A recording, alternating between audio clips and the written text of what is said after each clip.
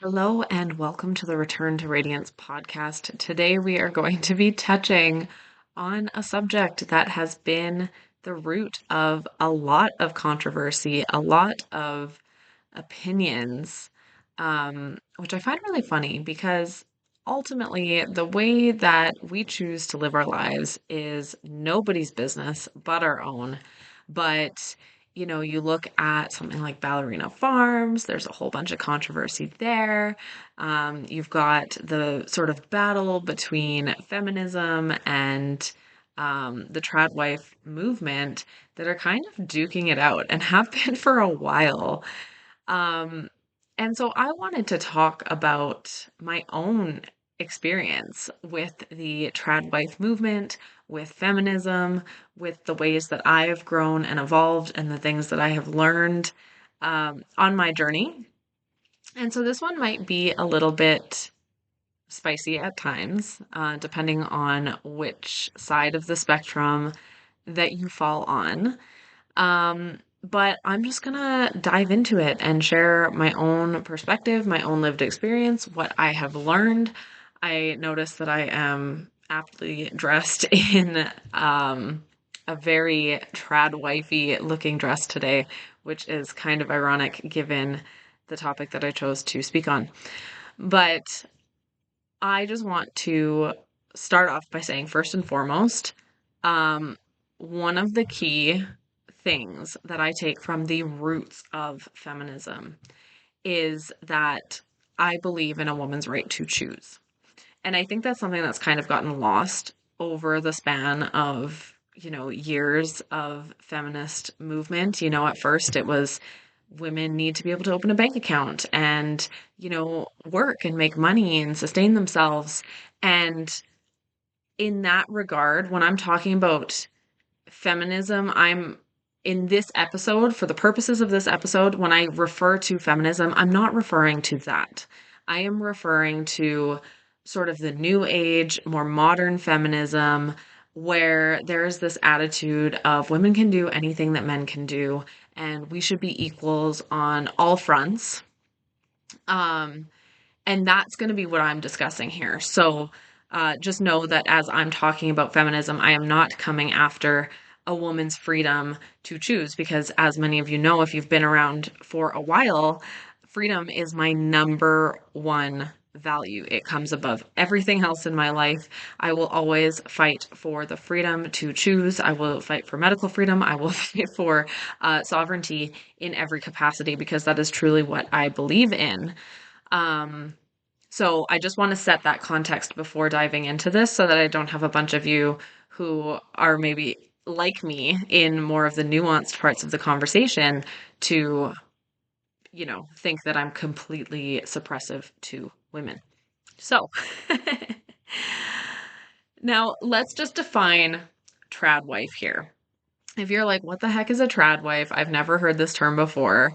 A trad wife is essentially somebody who lives in alignment with like an older way of being. Like if you have watched TV shows from like the 1920s or anything like that, it's like the classic stay-at-home mom. She is, tending to her kids, and oftentimes in today's culture that involves like homesteading and things like that as well. It's often homeschooling and just really fulfilling like that classic, some might even say ancient maternal role as a wife and as a mother within their family unit. So I'm going to take you all the way to the beginning when I was a kid, when I was in college and things like that. I very much considered myself a feminist. Actually, even in the beginning of my relationship with my husband, I very much considered myself a feminist. I did not enjoy being told what to do. I was strong. I was independent. I was hard-headed at times. All traits that I still probably carry to a degree. But I did not want any man coming into my life and telling me what I could or couldn't do. Now, that still holds true. I'm not going to lie to you, that still holds true. So stick with me here. But I considered feminism to be like the best thing for women. I had big career goals. I went to business school. I was going to climb the corporate ladder. I was going to be a partner at an accounting firm. I was very in my masculine, and I wanted to make so much money that nobody could tell me what to do. Not a man, not anybody. I did not want to be dependent on anyone. That was my goal in life, and that was my outlook, was that I could do that and I should do that, and I can do all of that independent of a man. And so if you had presented the idea to me of a trad wife back in those days to that version of me, I would have rolled my eyes and been like, they are living in the wrong century. Um, they are maybe weak or easily manipulated, or, um, like there would have been some narrative there for me around somebody choosing to live a trad wife lifestyle. And throughout the course of my partnership, I have been with my husband now for almost 8 years. And we have gone from a place where I was always trying to be hyper independent. I would make my own money and I would pay my own bills, and all of these things that it was like I refused to let those go. Even when I got pregnant with my daughter, I was like, I don't even want to take maternity leave. Like, I will take like 3 to 6 months, and then I will be like dying to go back to work. And, that was just like part of my personality. It's like I had to hustle, I had to provide, I had to be in my masculine to a certain degree. And I largely actually blame that on this whole feminist movement, which has created an attitude towards men where men cannot be trusted, or men can't be the providers. It's like, once a man's providing for you, then you're trapped. And don't get me wrong, that can be true, right? And it all comes down to an aligned partnership. It comes down to finding a man who is worthy of being that role for you. And sometimes that can be really hard to tell. And I know that women get stuck in really tricky situations because of that. Um, and so it is important to use your discernment. And that's also why I believe in the grassroots feminine movement that began way before my lifetime, that does allow women to have sovereignty over themselves, right? Um, but throughout the course of my partnership, I have had to learn to soften. I have had to learn to let go of where I was deriving my worth from, for one, which was my ability to match him, my ability to be independent, my ability to provide alongside him. Um, and I had to really take a step back and reevaluate where maybe that wasn't serving my family, right? Because when I was working in corporate, my son was in daycare and then he was in school and he would go to after school care, and I would miss everything at the school, and I, wasn't overly present. Even when I would get off of work, I would have a hard time unwinding. And, there was a lot of stuff there that wasn't serving me, and it started to surface. For reference, my kids are 5.5 years apart, my two oldest. Um, and so I was starting to notice some behaviors in my oldest that I was able to attribute directly to um, my absence in his life, right? It was like I was there, but I wasn't really there. And I was missing out on a lot. And not only missing out, but, um, he was missing me.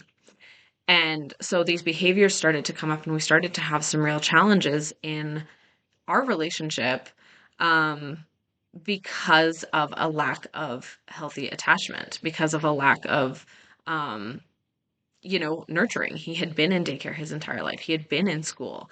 And in that regard, he probably felt pretty on his own in the world, because I wasn't showing up. I wasn't that mom that was picking him up from school. I wasn't that mom that was volunteering at the school, right? I had my career and I was really focused on building that out and proving myself in the world in that way. And so as I started to realize that was at the same time that I was off on maternity leave with my daughter. And I noticed the shift when I was on maternity leave. At first, it was only supposed to be for a year. I noticed the shift in where I was able to show up for him differently too, as well as obviously being home in those precious first months with my daughter, who I completely missed out on that with my son as well, right? Like I was just trying to prove myself. I had him young, and I was in school, and I was in university, and um, I really wasn't there even in those critical first years of life, right? So the contrast between putting a kid in daycare at a young age versus um, sending them off to school at age 5, I noticed a very big difference in the development, in the attachment that each of my kids was demonstrating. And even just being able to be there, being able to drive them home from school if they want me to pick them up. Um, being able to drop everything and be there for them if something comes up, if they're sick, if they're whatever, instead of trying to navigate how to balance my corporate desires with being there properly for my kids, right? Because ultimately, if you take too much time off work, work doesn't like that, and that can hinder your opportunities, right? So it was this very like stuck place that we were in. So all of that to say, when the 1 year mark came after my daughter's birth, right? And I was supposed to go back to work. I had pushed it off another 6 months just to see if I could figure out this business thing. That was when my business was ultimately birthed. That was when I decided that it was time to do something different and to do something that allowed me to be at home with my kids. And ultimately, 6 months went by. I still wasn't making money. I still wasn't cracking the code. That is a whole other story for another time. But I made the hard decision to leave my job anyway. And obviously, this was a decision that was made with my husband. It was right at the start of COVID as well. So there was some stuff there around like sending her to daycare and different things that we weren't super keen on as we were like watching the world kind of crumble. Um, but all of that to say, I made the decision to just stay home. And I have been home ever since. And in that time, I have had business success. And I've also gone through seasons where I have not made money or I have not made much money to, have a real financial impact on the landscape of our family. And all of that to say, when it put me in a position where I wasn't the breadwinner anymore, where I wasn't the one running the show, where I wasn't the one that could say, fuck you, I'm going to do what I want because I have my own money and I have my own whatever, it brought me over the years into a place of submission. And that word might be kind of triggering to some of you because submission sounds like this really scary thing, maybe. But what submission looked like for me was putting the ultimate trust in my husband to lead our family. Now, keep in mind, in our relationship, he had been proving himself worthy, right? He had been proving that he had everybody's best interests at heart. He had been proving that he was a good, stable, healthy man who was not going to manipulate or abuse us, right? So that context needs to be there. But I started to come to a place of submission where at first it was like, well, I'm going to do what I want anyway. And I started to slowly soften into the idea that I owed him the respect to value his opinion, to value his insights. And it doesn't mean that it leads my life all of the time. We are allowed to disagree.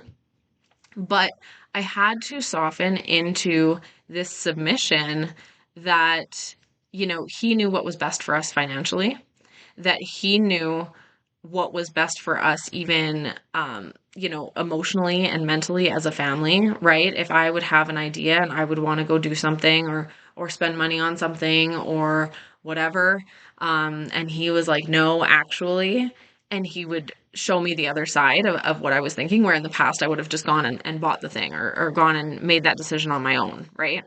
And so it started to be a lot more of a collaborative relationship, but also I started to learn how to hear no and be okay with it. And, if my parents were listening to this episode, they would laugh, because even as a kid, me hearing no was like a big middle finger. I'm going to do what I want. But I really had to come to a place of respect for him, for the hours that he spends away, for the sacrifices that he makes for our family, and for everything that he misses out on and all of the burdens that he carries because of our joint decision for me to stay home, right? Especially in the world today, where costs are rising through the roof and things like that, it puts even more pressure on his shoulders, and that's what he carries every day. And at the time, maybe I didn't see that, or maybe I just didn't value and respect it the way that I needed to. But that's really ultimately what brought me into submission. It was this understanding, and it was this seeing him in all of his challenges and all of his struggles and everything that he deals with outside of just going to work. Right? We always talk about the mental labor or the mental load that women carry in the house. And yes, that's true and that's valid.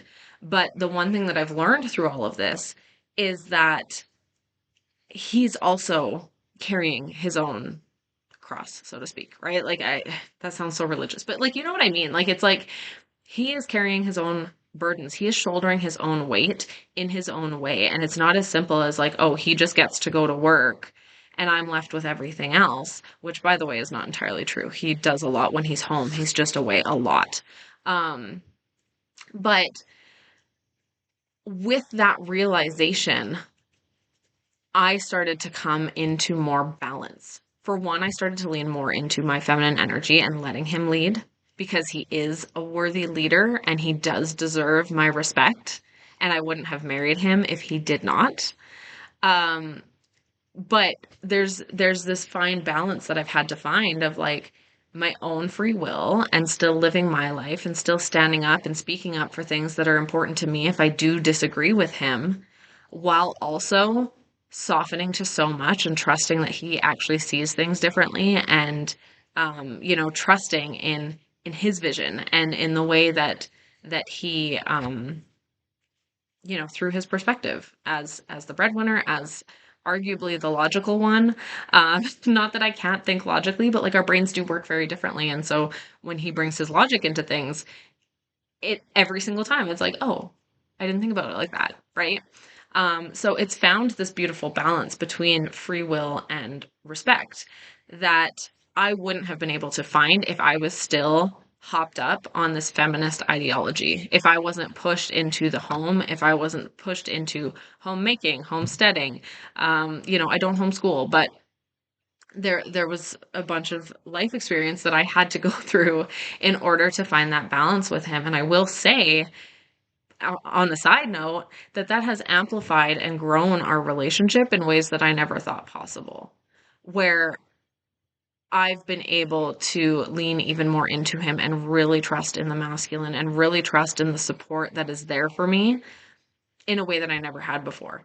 And if you've worked with me in the past, or if you've heard past episodes and things like that, like, that there is a connection. And I will always say this, there is a connection between all of the masculine energies in your life, right? And so that is your masculine partner, that is your money, and that is your faith, right? Faith in God, faith that you will be supported and provided for when you are manifesting and things like that.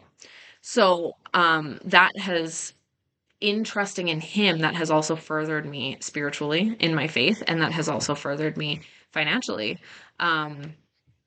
because I have more trust in the masculine showing up for me, where there was a lot of wounding, and there's a lot of collective wounding around the masculine, growing up and in life at large. So the last myth that I want to dispel, and again, this came from my own beliefs at the time, when I was deep in the feminism stuff, but this is that trad wives are somehow weak or inferior or suppressed in some way. And I think I kind of touched on the suppression part already with the balance of free will and respect. But a true trad wife in the 21st century, in my opinion, is a strong ass woman.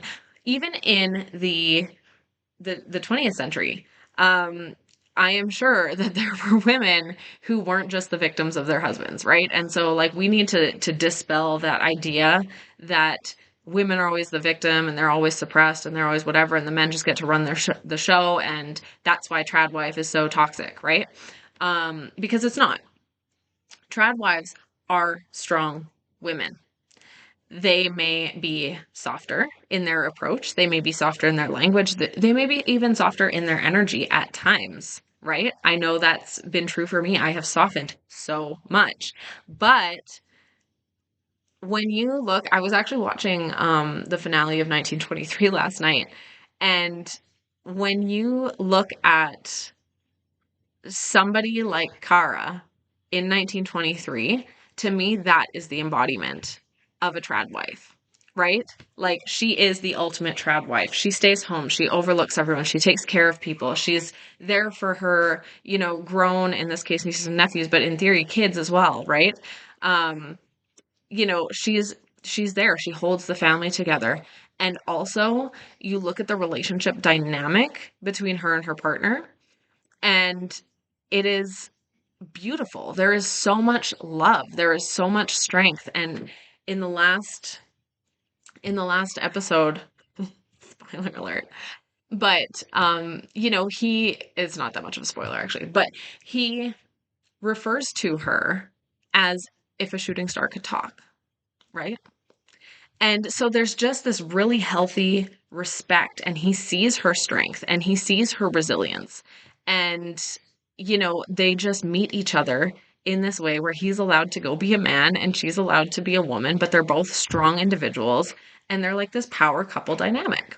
And yes, I realize that TV is fiction and all of that, but like, it reminded me so much. It was almost like a foreshadowing of like how I expect my relationship to progress over the years, because that's really what it comes down to, is that we're both meeting each other in our own ways. We're bringing our strengths as masculine and feminine dominant energies, right?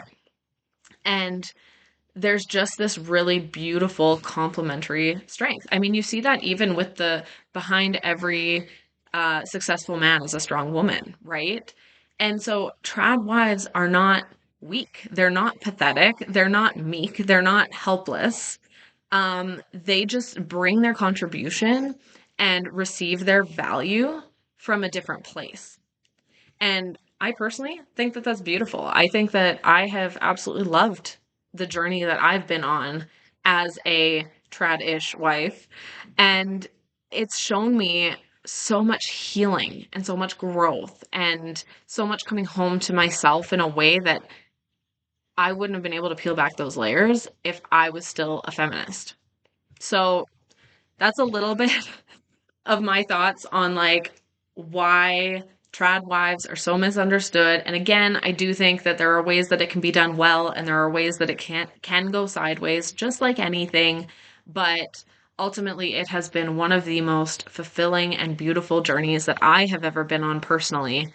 And I just wanted to maybe bust some myths and open your mind to the fact that when women choose this, they're choosing it in their power, not outside of it.